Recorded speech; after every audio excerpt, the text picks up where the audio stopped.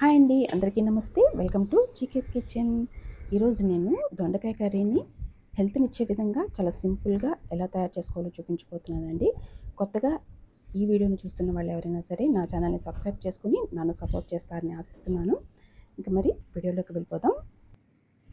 ఈ కర్రీని చిన్నపిల్లలకు కూడా పెట్టొచ్చండి. ఘాటు లేకుండా చాలా ప్లెయిన్‌గా ఉండాలి కర్రీ అనుకునేవాళ్ళు తప్పకుండా ఈ రెసిపీని ట్రై చేయండి. చాలా బాగుంటుంది.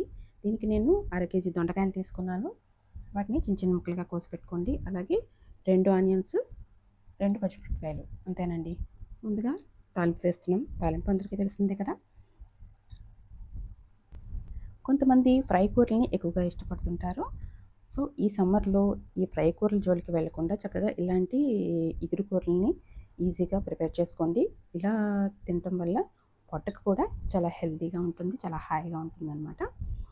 సో ఇప్పుడు ఆనియన్స్ వేయించేసుకుందాం. వీటిని బాగా మగ్గించుకోండి ఆనియన్స్ని. కూరల్ని రుచిగా తయారు చేసుకోవడమే కాదండి, రుచితో పాటు హెల్త్‌నిచ్చే విధంగా కూడా తయారు చేసుకోవాలనేదే నా ఉద్దేశం అండి. అవునంటారా కాదంటారా? ఆనియన్స్ అనేవి వేగిపోయాయి. ఇప్పుడు మీరు ఈ స్టేజ్‌లోనే కారం అనేది వేసేసుకోండి. మీరు చిన్నపిల్లలకి పెట్టే విధంగా అయితే హాఫ్ స్పూనే వేసుకోండి. ఎందుకంటే వాళ్ళు ఎక్కువ ఘాటు తినరు కదా. అలా పెట్టడమే మంచిది సమ్మర్లో అనమాట. అలాగే పెద్దవాళ్ళకి కూడా. ఇప్పుడు చిన్నగా కట్ చేసి పెట్టుకున్నటువంటి ఈ దొండకాయ ముక్కలన్నీ వేసేయండి. వీటిని ఒక 5 నుంచి 10 నిమిషాల పాటు మగ్గించుకోండి. మనం దొండకాయ ముక్కలు కోసిన తర్వాత కొద్దిగా సాల్ట్ వేసుకొని మనం కర్రీ ప్రిపరేషన్కి ముందుగానే కొంచెం అంత మ్యాగ్నేట్ చేసి పెట్టుకున్నాం అనుకోండి, కర్రీ అనేది తొందరగా మగ్గిపోతుంది అనమాట. సో ఇప్పుడు ఒక 5 మినిట్స్ తర్వాత చూస్తే ఇలా హాఫ్ బాయిల్డ్గా అయ్యాయండి. హాఫ్ బాయిల్డ్గా తినడానికి ఇష్టపడతారు కొంతమంది. ఇట్లా చేసుకున్నా పర్వాలేదనమాట. ఇప్పుడు ఈ స్టేజ్లో నేను 3/4 గ్లాస్ అంత మిల్క్ పోస్తున్నాను. నేను టీ గ్లాస్తో 3/4 గ్లాస్ పోసాను. కొంచెం ఎక్కువ పోసుకున్నా ఏం పర్వాలేదండి, పాలు మంచిదే కదా. పిల్లలకు పెట్టేటప్పుడు పాలు ఎక్కువ పోస్తే మంచిదన్నమాట. సో ఈ కర్రీ ఇప్పుడు దగ్గరగా ఎగరబెట్టేసుకోండి. అంతే అండి, ఈ దొండకాయ కర్రీ ప్రిపేర్ అయిపోయింది. సో తప్పకుండా మీరు కూడా ఈ కర్రీని ట్రై చేయండి, అందరికీ నచ్చుతుంది.